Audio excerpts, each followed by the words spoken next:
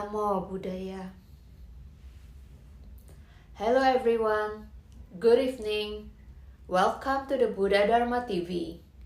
I am Sherry Chandra from Jakarta, Indonesia.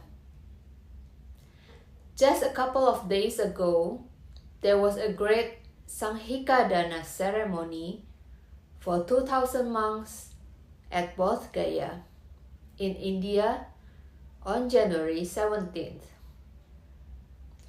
This auspicious event was jointly hosted and organized by the World Buddhist Merit Society Kuan Ming Ta Tao Association of Malaysia and a Taiwanese Buddhist group. We begin our program with the Mahayana chanting that was recited by the Most Venerable She Tao Kuo, Executive President of the World Buddhist Merit Society and Chief Organizer of this offering of the Sanghika Dana for 2,000 plus monks at the Mahabodhi Cultural Center at Bodh Gaya. Here is Most Venerable She Tao Kuo.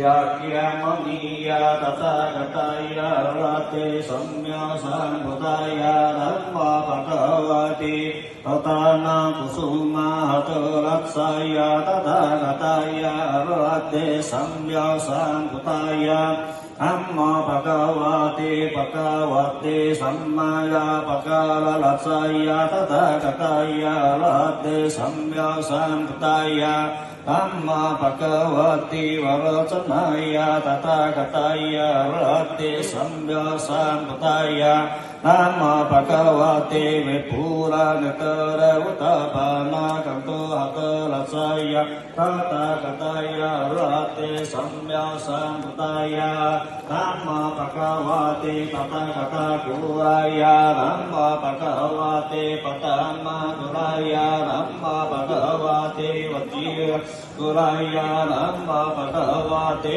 Mani Guraya Dhamma Bhagavati Karuma Guraya Dhamma Bhagavati Kumara Guraya Dhamma Bhagavati Naka Guraya Dhamma Divasina Dhamma Sita Vitiya Tarana Dhamma Sita Vitiya Tarashitana Satbanu Karaha Samatanam Namma Brahmani Namo Indharaya Namo Bhagavati Rudalaya Ummapati Sariyaye Namo Narayaraya Laksami Sahiyaya Pansanamutara Namo Sakaritaya Namo Mahagalaya Taripura Lakanamutara Panna Karaya Uttakami Tagi Simasana Bhutaya Nama Bhagavati Jakyamaniya Tathagataya Rate Samya Sambhutaya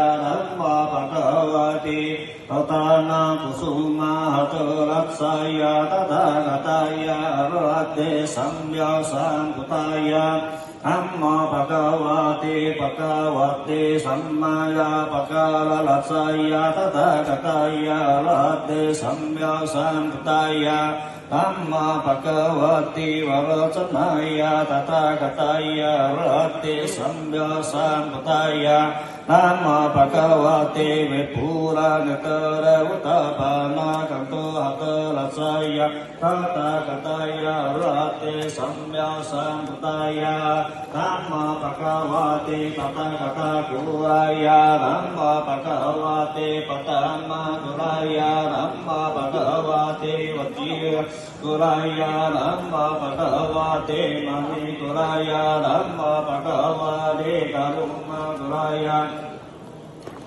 Dhamma Bhagavati Kumara Guraya Dhamma Bhagavati Naka Guraya Dhamma Divasina Dhamma Sita Vitiya Tarana Dhamma Sita Vitiya Tarashitana Satbanu Karaha Samatanam Namma Brahmane Namo Indaraya Namo Bhagavati Rudalaya Ummapati Sayaye Namo Narayaraya Ratsami Sayaya Pansanamutara Namo Skritaya Namo Mahagalaya Taripura Lakanamutara Panna Karaya Uttakali Tagi Simasana Vashiri Mutari Kana Namaskaritaya Piya Namaskaritaya Himma Bhagavata Satata Kata Siddhisa Tittanta Patara Namma Paragita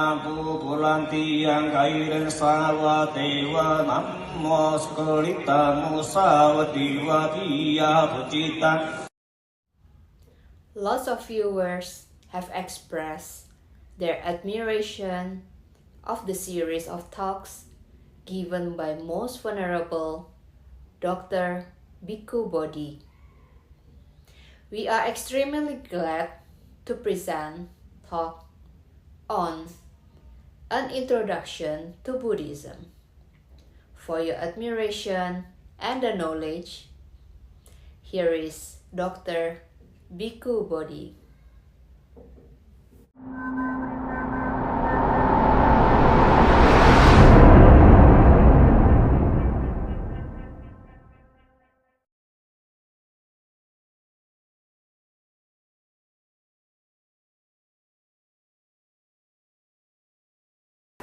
And now we come to class number 5 in our introductory series called The Path to Inner Freedom. And so in today's class we come to the path itself. So what we've been discussing so far has been, we could say, preparatory for the path. And this path is what the Buddha called the Noble Eightfold Path. And the path comes as the fourth of the Four Noble Truths. So I presented the Four Noble Truths in a general way in the second class. So we have the Noble Truth of dukkha, or suffering, the Noble Truth of the origin of suffering, the Noble Truth of the cessation of suffering, and then the fourth truth is called the Noble Truth of the way leading to the cessation of suffering. And so you can see how the four truths fit together into a very coherent and meaningful pattern. So we start off with the problem, the diagnosis of the problem, seeking its cause, its origins, then the announcement that a solution is possible, and then the fourth truth is the prescription of the solution itself, the remedy, we say the medicine to cure the illness. And maybe we could say that the fourth noble truth is the distinctive discovery of the Buddha. Like before his enlightenment, the Buddha was aware of the problem of suffering. That's why he left his life in the palace as an aristocrat and gave it all up and went into the forest, adopting the life of a spiritual seeker. And he had some, say, general sense of the cause of the problem, and the reason why he would have left the household life, because he believed that a solution was possible. So what he had to discover was the method that would bring about the solution. And so the discovery that made him distinctly a Buddha was the discovery of the path, and that is the Noble Eightfold Path. And the Buddha calls this, in his first discourse, he calls the Noble Eightfold Path the middle way, because it avoids the two extremes, what he calls the two extremes, for those who have left the household life. So one of these would have been indulgence in sensual pleasures. And then the other extreme, which was common during the India of his time, and it's also, I think, probably still practiced by Indian ascetics, or swamis today, and that is the path of extreme asceticism, extreme austerities. And so the Buddha calls this the middle way because it avoids those two extremes. And now I have to add a statement of caution about the Noble Eightfold Path. Sometimes we're inclined to take the Noble Eightfold Path to be the normal model of Buddhist practice. But that is not actually the case. You know, it's not the case that every Buddhist is practicing the Noble Eightfold Path in its fullness. But the Noble Eightfold Path, we could say, is the pinnacle or the high point of Buddhist practice. And so the general practices of Buddhism recommended for the general population don't include the higher stages of the Noble Eightfold Path. Like those are generally, you see, the Buddha calls the Noble Eightfold Path, it's the way to liberation, the way to enlightenment, the way to higher knowledge and to ultimate freedom. And so for the general population, the Buddha prescribes various other practices that we could say prepare the way for entering upon the Noble Eightfold Path. And next week I'll cover some of those more basic practices. But now we want to look into this higher model of Buddhist practice, the Noble Eightfold Path. And when we use the expression Eightfold Path, one might get the impression that this is a sequential path going from factor number 1 to factor number 8, that it's a path that one goes through in stages. That would be, I would say, an imperfect understanding of the path. What I would say is that the factors of the path arise in a certain sequence, like the later stages tend to build upon the earlier stages. But this doesn't mean that when one gets to stage 3, one leaves behind step 1 and 2, and that when you get to step 7, that you leave behind steps 1 to 6. But rather, we could say that each factor that arises absorbs and builds upon the earlier factors. And so when we come to the ideal model of the practice of the Eightfold Path, we have 8 factors working together in unison. I compare this maybe we could use I don't know if there are any 8-lane highways. But anyway, even if there's an 8-lane highway, in the car you would only be driving in 1 lane at a time. You can't be bringing 8 lanes together in one car.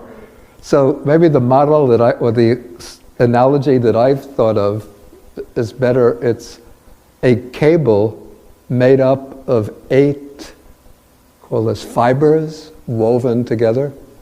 And so when you have the cable with 8 fibers woven together, all of those fibers that make up the cable are working together to help to lift up the weight.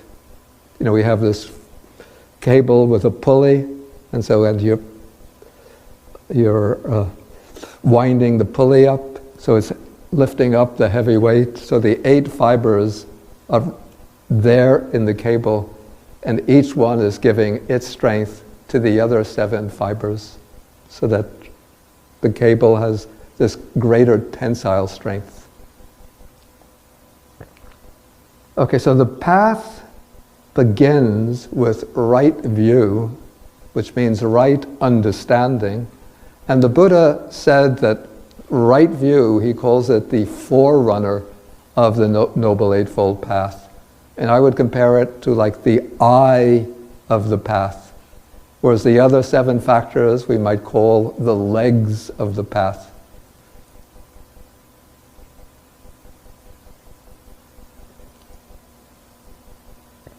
If we could change the number of legs, we might compare this to a spider has 8 legs. Okay, but it has eyes.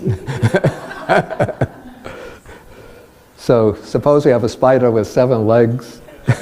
It has a pair of eyes, and then it uses its eyes to see where it's moving, and the 7 legs to move in the direction in which to the place that it wants to reach. Okay, so the Buddha calls right view the forerunner or the eye of the path, and right view is stated in the formula, is stated to be the understanding of the Four Noble Truths themselves. And in fact, we could say all of the other principles of the Buddha's teaching that we touched on in the previous few classes all come within the scope of right view. So we could say that right view at one level means the understanding of the law of karma and its results, understanding how our intentional actions create karma that has the potential to ripen and bring results to ourselves as we move from life to life. So it's an understanding that we are responsible for our own actions and that our morally significant actions have consequences that will eventually bounce back upon ourselves. Okay, so that is one level of right view. And sometimes that is called the mundane right view. The right view that is sort of understands the principles that work within the scope of worldly existence. The other right view, or the other aspect of right view, is what I call liberative right view. The right view that leads to liberation. You see, the right view of karma and its results, that will guide us in making our moral choices to choose wholesome conduct over unwholesome conduct. But the right view of karma and its results on its own doesn't have the capacity to lead to liberation. It merely determines what kind of choices we make so that we experience good results, desirable results, as we move from life to life. But the view that leads to liberation, to realizing the ultimate good, enlightenment and liberation, that is the right view of such principles as the 3 characteristics that I spoke about last week: impermanence, suffering, non-self, the understanding of the law of conditioned arising, and especially the understanding of the Four Noble Truths. And so with the understanding of the Four Noble Truths, we get a perspective on the place where we're starting out from, that is, understanding dukkha or suffering, gaining some insight into the underlying causation of suffering, which the Buddha says is basically craving and ignorance, or sometimes greed, hatred, and delusion. Understanding that cessation of suffering is possible, and knowing the way to liberation from suffering. Maybe I would compare this to, like, if you want to set out on the path, to follow the path, you have to be guided by right view, a sort of right view that makes all of the other factors parts of the noble path.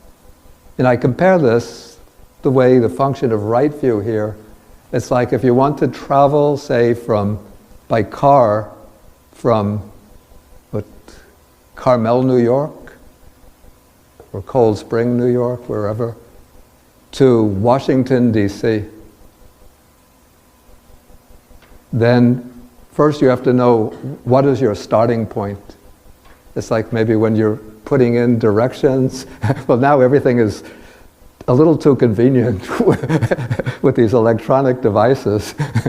But suppose we're in a pre-electronic age and you have to consult the map, so you look on the map where you are now. So that is seeing the first noble truth. You want to see your destination, that's like seeing the third noble truth. And then you have to, using the map, trace the roads that you'll take, what turnoffs you'll make, what are the shortcuts, what are the highways, expressways, until you get to Washington, D.C. And nowadays you put in the starting point, boom, boom, boom. Then you put in the destination, tap, tap, tap, tap. Then you press a button and then a map will appear with a red line, blue line, whatever, showing the roads, all of the turns, and then with a set of directions, and not only that, but you turn on the voice, and then as you're driving, the voice will tell you, turn right here, turn left there. Okay, but following the Noble Eightfold Path, we don't always have the advantage of that voice telling us where to turn left, where to turn right. So we have to experiment, learn how to put the path into practice through personal experimentation. Okay, so from right view, having this right understanding, then one moves into the second factor of the path. This is called, in Pali, sammasankappa, which could be translated right intention or right purpose. And so when one has the right view, the right understanding, that view or understanding, as we sort of cultivate and nurture that understanding, it starts to have a transformative effect on our own intentions, the kinds of purposes we set for ourselves, the kind of motivations that govern our behavior, our conduct. So on the basis of right view, it gives rise to these right intentions. So we have here the intention of renunciation or detachment.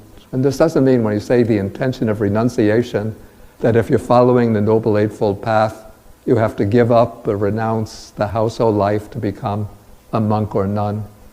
But rather what this means is that as the understanding of the Four Noble Truths develop in the mind, it leads to a kind of recognition that it's our craving and our greed that generates suffering. And so the impact of that is that this understanding of suffering brings a kind of growing detachment from the compelling voice of greed telling us, you need that to be happy, you need that to be happy. So instead, the intention starts to shift as one discovers that one could be happy, more peaceful, more joyful, with less dependence on material things. And so that constant cloying of greed begins to weaken and gradually wither up. And one develops a kind of natural detachment from that compelling voice of greed or craving. And then the understanding of the truth of suffering, particularly with regard to other people. The way I see it, understanding of suffering in regard to oneself is what leads to the intention of renunciation or detachment. Since one sees that greed and craving lead to suffering for oneself. But one becomes more and more sensitive, more and more aware of the sufferings of others.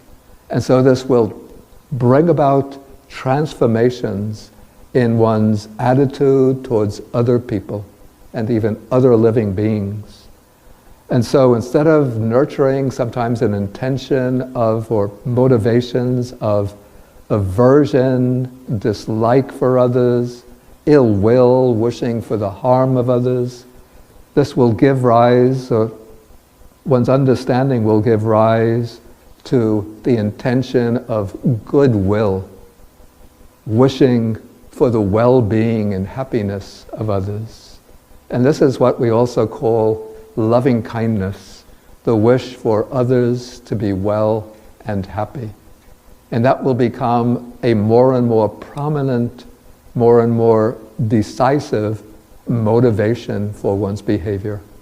So instead of acting sometimes in spiteful ways towards others, or in aggressive ways, or even in apathetic or indifferent ways towards others, one will become full of goodwill, benevolence, loving kindness towards others, wishing for their well-being and happiness.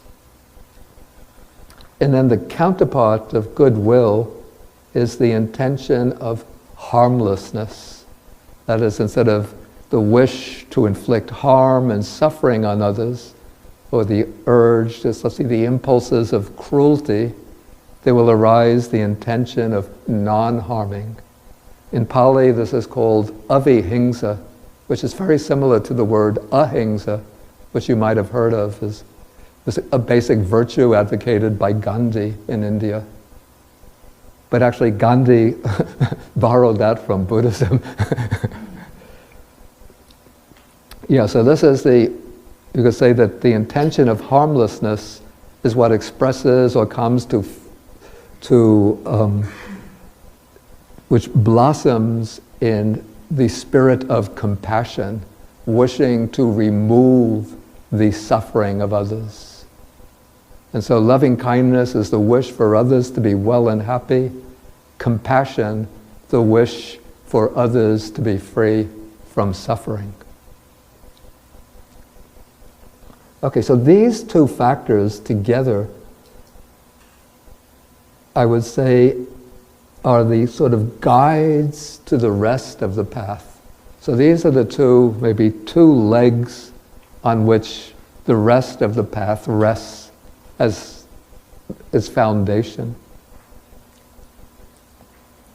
Okay, then come the next three factors belong together, and these three constitute the basic ethical code, or you could say the ethical section of the Noble Eightfold Path.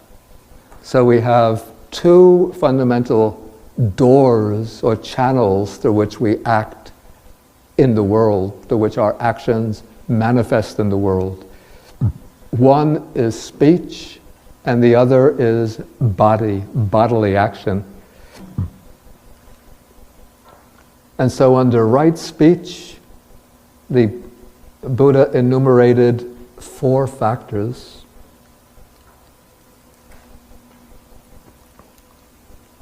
Okay, so this is right speech is expressed as abstaining from false speech and instead speaking the truth. Abstaining from slanderous speech or speech which creates divisions and conflict between others, and instead speaking in ways that promote harmony and unity between people.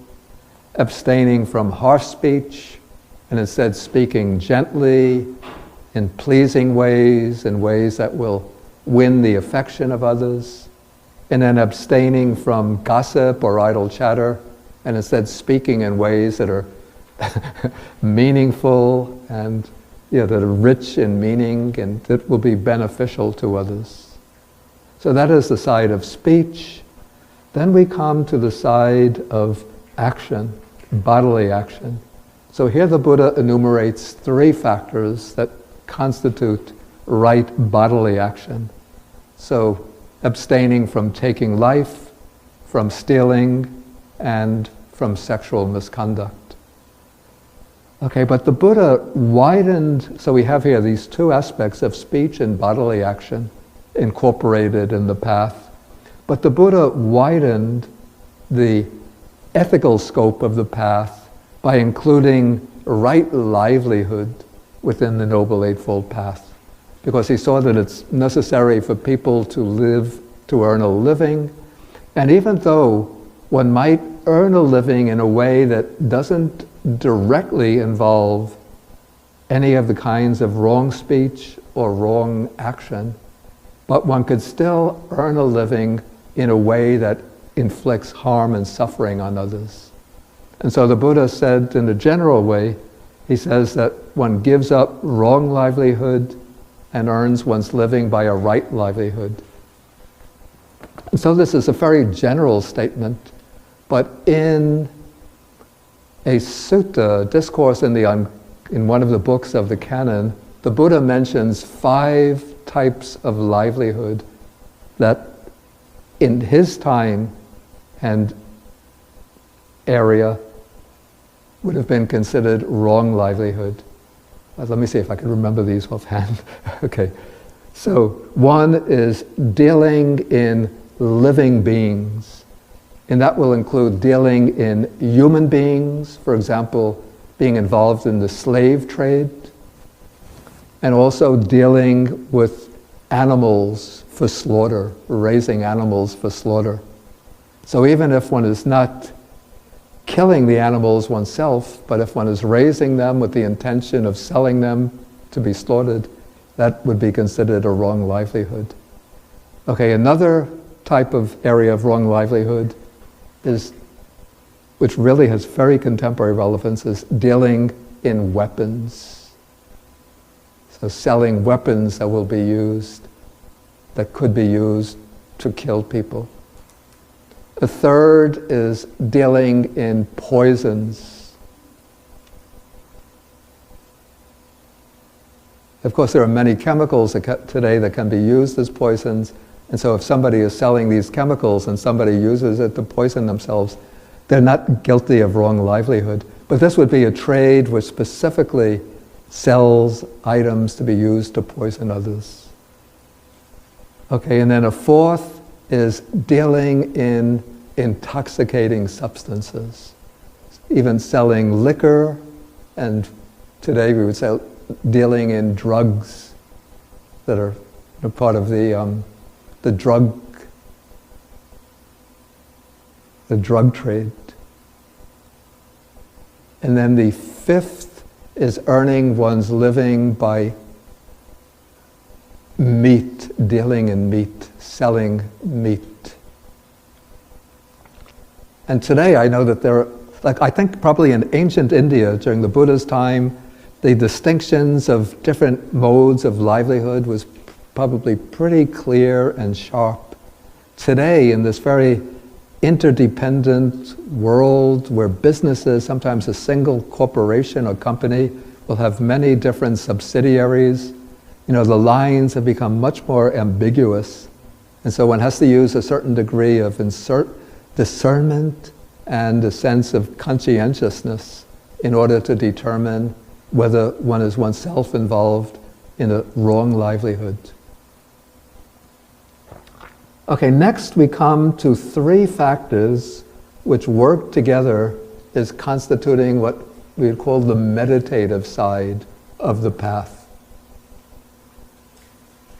Okay, so factor number 6 is right effort. And this is the effort in training the mind in order to eliminate the unwholesome states and to cultivate the wholesome states. And the Buddha, first he distinguishes, he divides the mind, or the factors or qualities of the mind, into 2 broad categories. So we call one side is the unwholesome side. So those are the sides, the qualities of mind, the motivations that eventually bring suffering to oneself and suffering to others. And we use the term to designate them as defilements. So they are the defilements of the mind. And then the other side of the mind are the wholesome qualities, the healthy or skillful qualities of mind, the qualities that when cultivated will be beneficial to oneself and beneficial to others. So like the unwholesome qualities would be things like selfishness, greed, miserliness, anger, hatred, resentment, jealousy, envy, laziness, agitation, conceit, arrogance, a whole bunch of unwholesome mental factors. And then the wholesome qualities will be states like generosity, kindness, compassion, mindfulness, energy, clear comprehension, wisdom. Okay, so we have first the unwholesome side and the wholesome side. And then with respect to each side, there are two functions that have to be exercised. First, with regard to the unwholesome qualities or the defilements, there is the effort to restrain the defilements, to prevent them from arising. So those defilements, those unwholesome qualities, lie deep within the mind as sort of habitual tendencies, which we have indulged in again and again. And so any individual has a whole mass of unwholesome potentials that are always seeking the opportunity to rise into the mind and then to gather strength through indulgence and repetition. And so what one has to do with right effort is to keep a watch on the mind, and when one sees the unwholesome tendencies starting to arise, then one has to make the effort to restrain the mind, to prevent oneself from yielding to those tendencies, and to keep the mind in check. You know, it's a way of mental cultivation which requires a pretty high degree of vigilance. And like that is one of the things that one does in meditation, one of the skills that develops in meditation. Because until we start practicing meditation, those unwholesome tendencies can rise up in very subtle ways, and we don't even recognize them. You know, we're just not paying attention, and before we know it, we're indulging in thoughts of resentment, anger, we're nurturing fantasies that are rooted in greed and craving, and then we're completely helpless in the grip of those active forces of the mind. So with the practice of attention to the mind, observing the mind, then we're able to see those unwholesome qualities as they start to bubble into the mind in the form of subtle thoughts. And then we could apply the effort to restrain the mind, to prevent the mind from latching on to those thoughts and following up on them. Okay, so that is the effort to restrain the defilements. The second is the effort to abandon those defilements. So when the defilements, the unwholesome qualities arise in the mind, then to cultivate the mind, one has to use the appropriate method for overcoming those defilements, for weakening them and then removing them. And when one reads the Buddha's discourses, one sees in many different suttas, the Buddha prescribes whole varieties of methods for dealing with many different varieties of unwholesome mental tendencies. It's a little bit like, sometimes we use the analogy of a pharmacist who has many different medicines for different illnesses. And so when a person comes with a particular illness to the pharmacist and says, I have this condition, then the pharmacist will prescribe the appropriate medicine for the particular condition. And so this is the effort to abandon those defilements that have already arisen. Okay, then in the mind, sort of along with the unwholesome tendencies, we all have many, many undeveloped potentials. In fact, like we could say that everybody has the potential to achieve enlightenment But in order to achieve enlightenment, one has to know the qualities that are to be developed, and one has to know how to develop those qualities. And then once one knows how to develop them, then one has to make the effort to develop those wholesome qualities. So for example, one set of wholesome qualities would be what are called the 5 spiritual faculties. So these would be faith, energy, mindfulness, concentration, and wisdom. So these 5 wholesome mental qualities have, when they're developed together, have the potential to lead all the ways to enlightenment.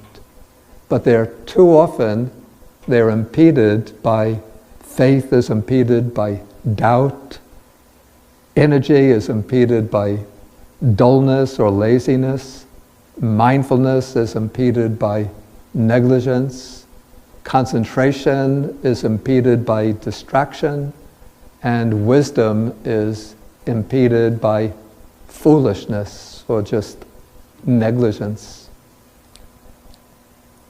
And so, to cultivate the Noble Eightfold Path, one makes the effort to bring into being these 5 beautiful spiritual faculties.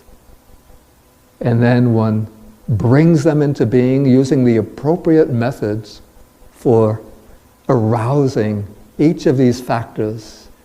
All of them are lying dormant in the mind, but using the appropriate method, we activate them, we bring them up, we sort of wake them up from their sleeping condition.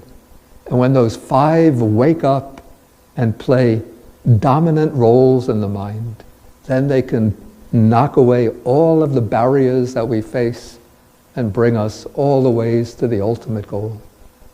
But too often, even those of us who have been monks a long time, we face those 5 hindrances that prevent the flowering of the 5 spiritual faculties.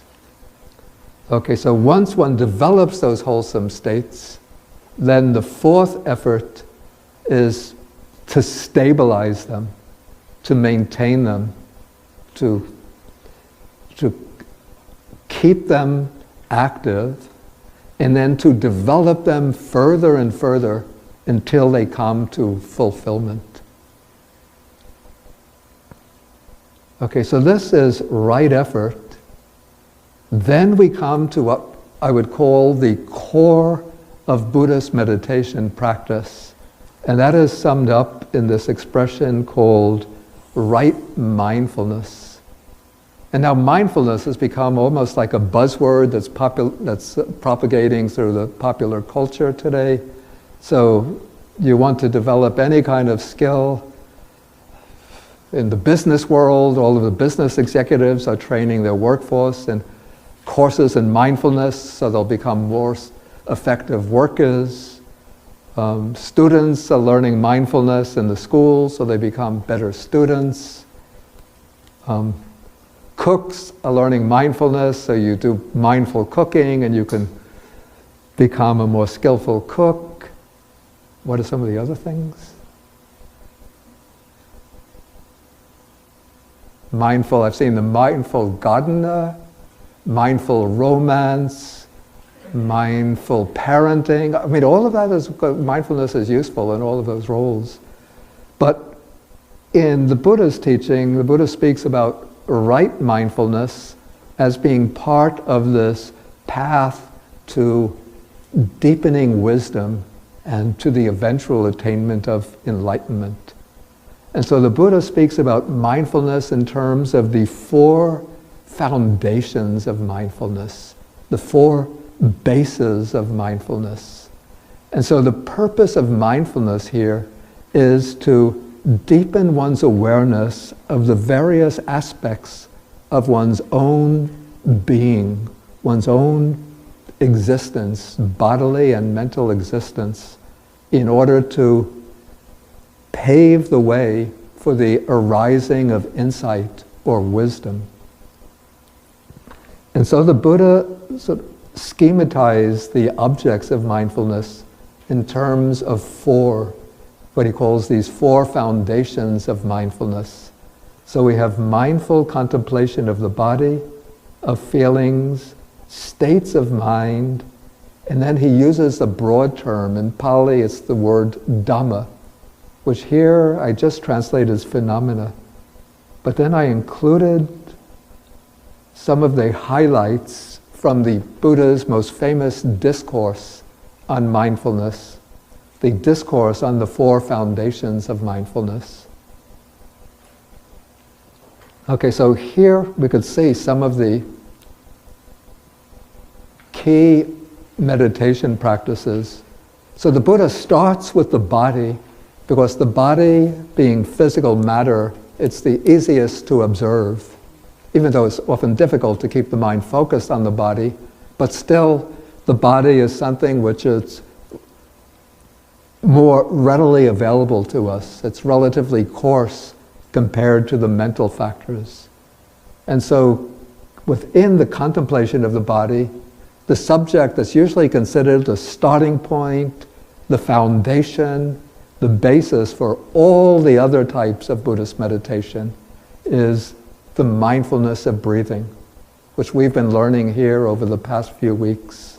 So the breath is sort of the anchor point for the whole unfolding of the four foundations of mindfulness.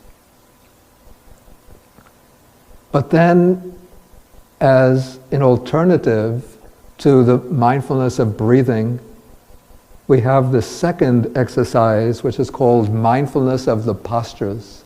And so the body is held in different positions: sitting, standing, walking.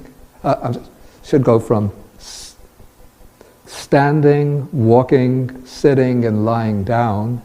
And so when we're doing sitting meditation, like on a meditation retreat, we can't be sitting all the time.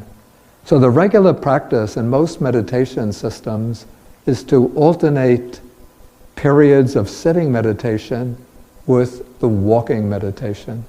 I think Bhante Mangala explained this on the first session that we had here. So to do the walking meditation, one usually chooses a walkway. It could be like about 20, 30 meters. And one just walks mindfully, being mindful of each step. When taking the right step, one is mindful of the right step.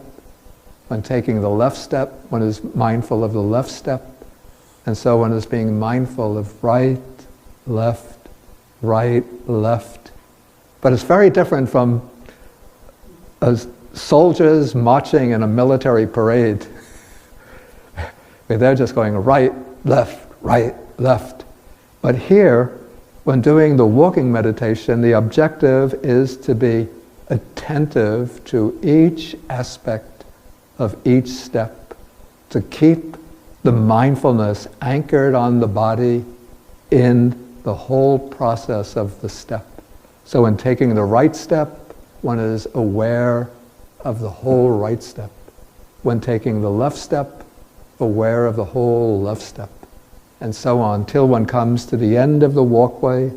Then mindfully, one turns around, mindfully pauses, then mindfully walks back to the other side of the walkway. And so one can be walking for a half an hour, even an hour, just attentive to the body as one is taking step after step. And in this way, one builds up a very, very powerful mindfulness that one could bring into one's regular activities. So the Buddhist texts say that when you practice mindfulness of walking, the walking meditation, then when you engage in other activities of your day-to-day life, that mindfulness will stay with you. If you're just doing the mindfulness of breathing in the sitting posture, it's wonderful while you're sitting, but then when you get up, too often people think, okay, finish with the meditation, put the object down, and now I just hurry and scurry and My mind starts buzzing with all sorts of thoughts, all sorts of impulses, no control. But when you practice also periods of the walking meditation, then there's a kind of smooth transition. So when you stop the mindful walking, then whatever else you're doing, the mindfulness trails along, it's right there. And so in this way, through the mindfulness of the postures, particularly the walking, then when one engages in the regular daily activities, one acts with mindfulness and clear comprehension. Okay, there are some other aspects of the mindful contemplation of the body, but I want to cover all of the bases of mindfulness, so I'll pass over them for now. But I think what's important in terms of the regular practice is to know the mindfulness of breathing, and I suggest also including a short period, even 10 minutes of walking meditation. So if you're doing 20 minutes of sitting meditation, mindful of the breath, then when you finish, before just going into your regular activities, find a little space where you can walk 20 steps, either in your house or if it's not too cold outside, preferably in a backyard so people don't see you walking back and forth slowly and mindfully. They'll think this person is a little bit kooky, walking back and forth like that. Did they lose a key or something? Okay, so add a short period of walking meditation. You'll see that it brings along that kind of mindfulness and action that one could carry into one's daily activities. Okay, then the second area of mindfulness, which we introduced last week, is mindful contemplation of feelings. And by feelings here is not meant emotions, which is a rather complex phenomena, but the feelings of pleasant feelings, painful feelings. And the Buddha also mentions what comes in between, the very subtle feeling that we call neutral feelings. So this sort of enters into the meditative process when one is doing, particularly as extending the period of sitting meditation, then one starts to feel pain in the body. So it could be pain in the legs, in the buttocks, in the back. And so the initial impulse, you're sitting there, maybe starting to get good concentration on the breath. Okay, my concentration is going well. Oops, pain in the legs. Why is it bothering me? Why is it disturbing my meditation? Then I have to get back to my good concentration on the breath, so I start changing the posture immediately. Have to get rid of that pain. Okay, but the way one trains oneself, when pain arises, one doesn't immediately change.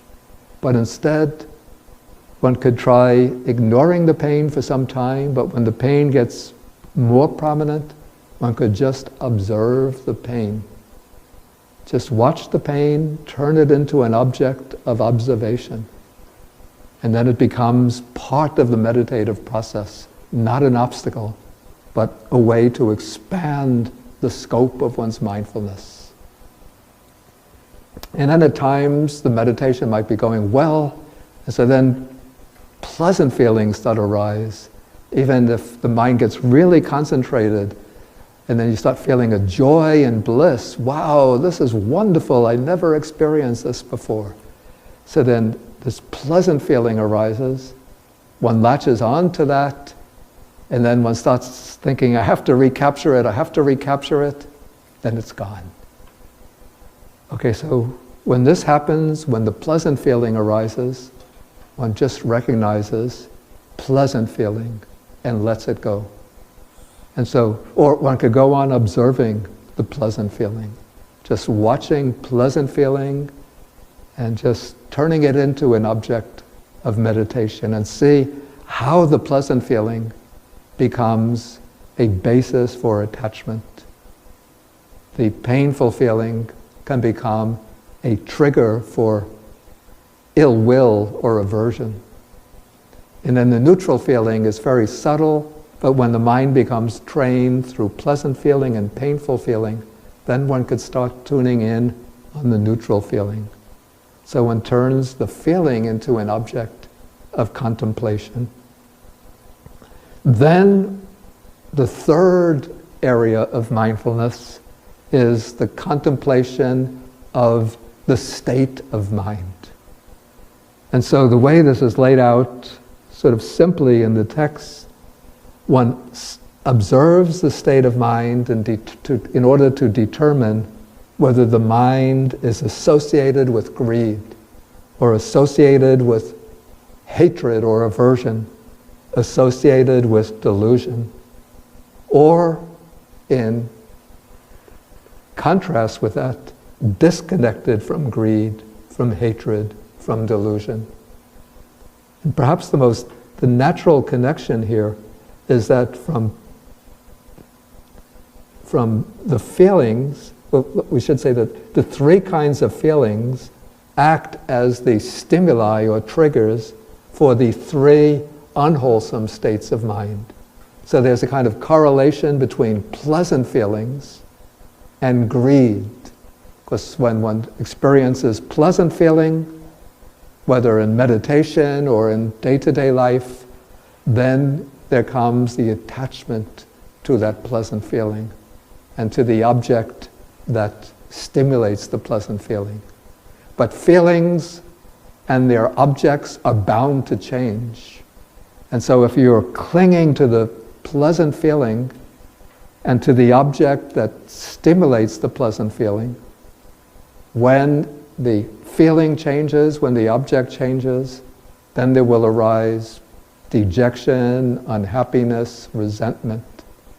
And so then aversion arises, or hatred, because the pleasant feeling or the object of pleasant feeling has vanished.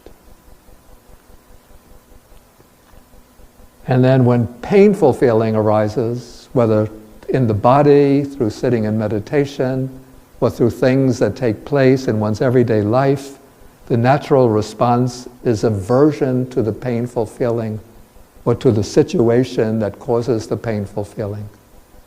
But instead, one turns that state of mind into an object. So when aversion arises, instead of surrendering to it, one just observes the mind in the grip of aversion. And then when one is confused and deluded about something, that is delusion. That is very subtle, but usually the way one begins, sort of the clearer objects of observation are greed and aversion, or the state of mind, the mind connected with greed, connected with hatred. And what one finds is that when one focuses in on these states of mind, that they lose their power. The unwholesome states lose their power over the mind. So when we're not clearly aware of them, they are the king and the queen.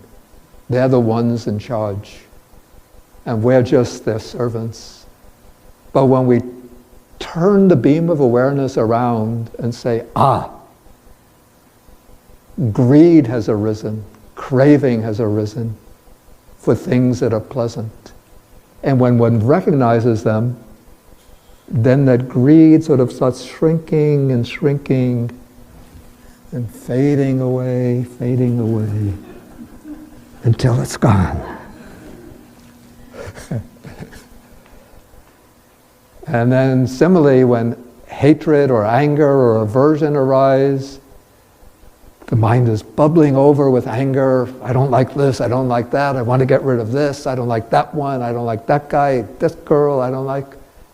But you turn the mind around and you focus in on those thoughts of ill will and hatred, and then they start losing their power, becoming weaker and more meeker and saying, I'm sorry, I didn't mean to try to take over your mind, forgive me, let me go out. And then they start heading for the exit. Okay, so this is mindful contemplation of the mind, getting to know your own mind in finer and finer detail. Okay, then comes what we call mindful contemplation of phenomena.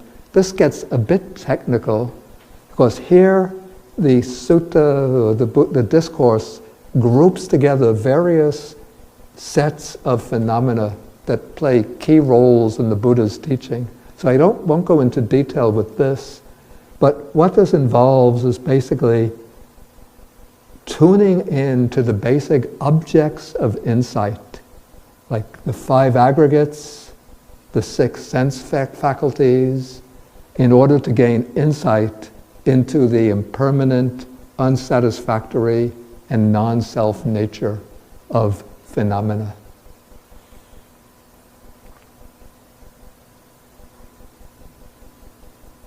Okay, so that is the practice of right mindfulness. Okay, now is right effort and right mindfulness work together, they can lead into the 8th factor of the Noble Eightfold Path, which is called right concentration. And these are 4 stages of very deep, one-pointed unification of the mind, states in which the mind becomes completely absorbed in its object without any arising of discursive thinking. So these are states of samadhi, one-pointed absorption in the object. And I'm not going to go into the distinctions of these 4 stages here, but what's important to know about the Buddha's path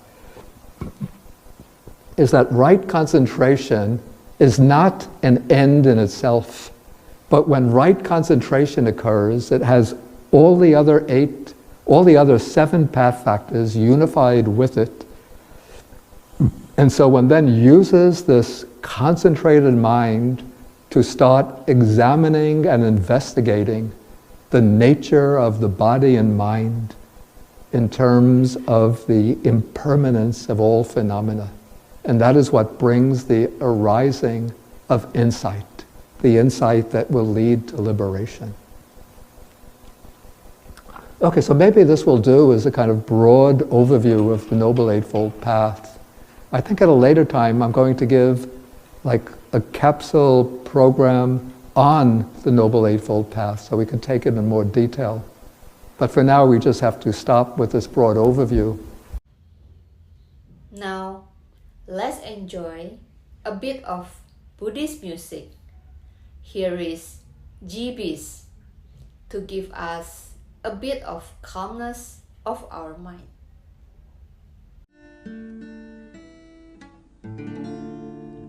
Buddhang saranang gacchami, Dhammang saranang gacchami, Sanghang saranang gacchami, Yandun nimittang avamanggalang ca, Yoca manapo sakuna sasado, Papa kapo dosupi nangagantang, Buddha nubhavina vinasamento.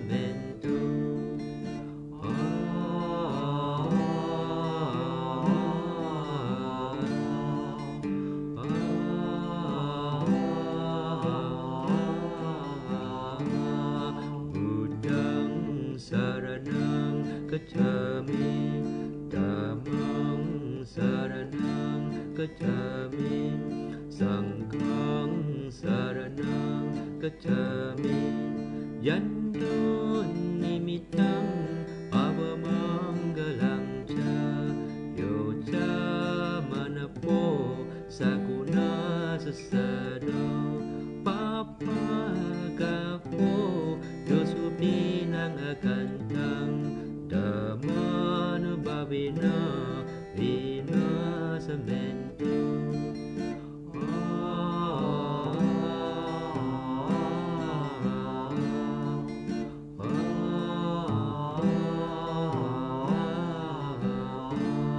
Buddhang saranang gacchami Dhammang saranang gacchami Sanghang saranang gacchami Yannun nimitang pamamanggalang cha Yo cha manapo sakuna sasado Papagaho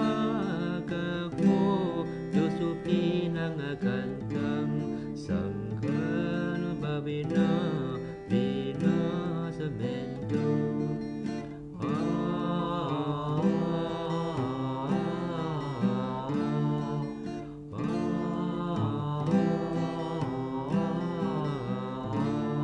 Buddhang saranang gacchami Dhammang saranang gacchami Sanghang saranang gacchami Buddhang saranang gacchami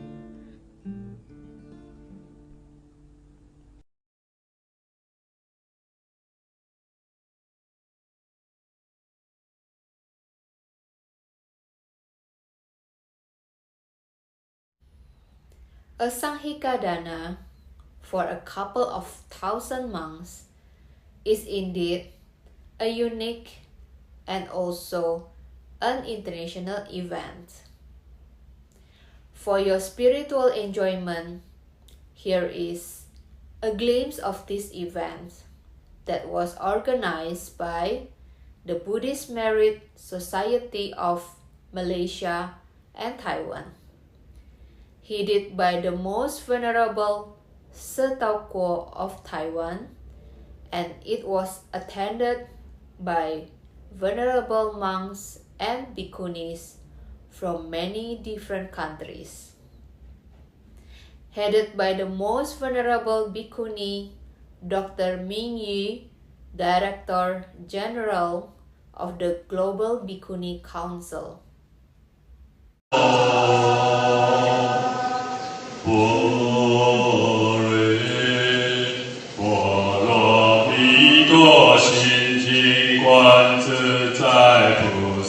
行深般若波罗蜜多时，照见无一切空，度一切苦厄舍利子，色不异空，空不异色，色即是空，空即是色，受想行识亦不如是，舍利子是诸法空相，不生不灭，不垢不净，不增不减，是故空中无色，不受想行识，不言者一色身，故色身相为诸法，无眼界乃至无意识界，无明亦无明界，乃至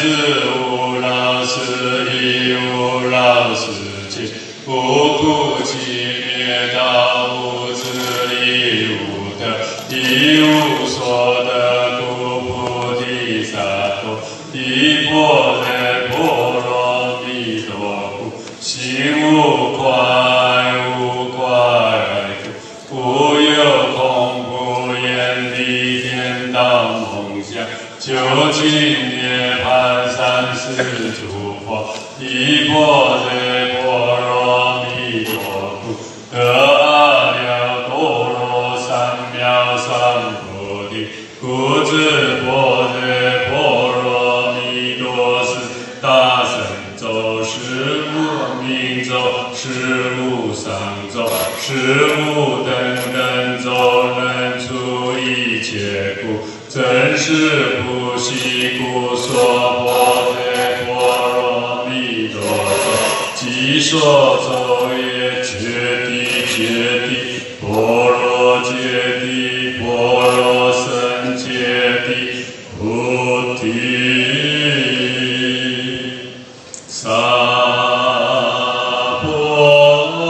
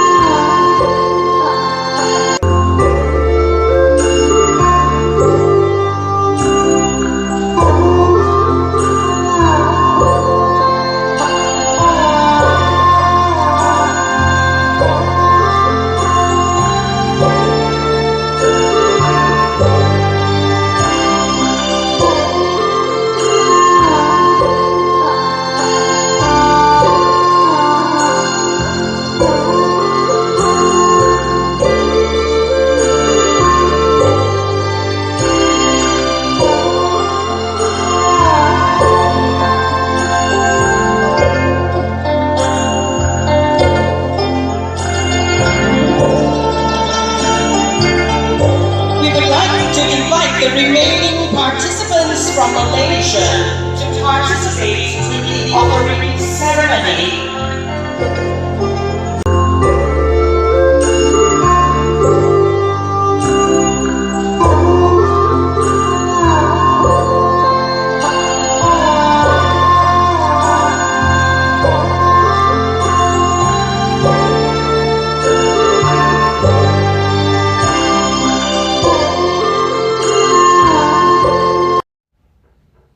Well, that's all for tonight. I hope you enjoyed it. Please help us improve our programs by way of proposing us things that you may like to expect from us. If you have any questions, please do not hesitate to contact us at info@buddhadharmatv.com. We shall be more than happy to accommodate you. Be good, have a good weekend, and I see you tomorrow.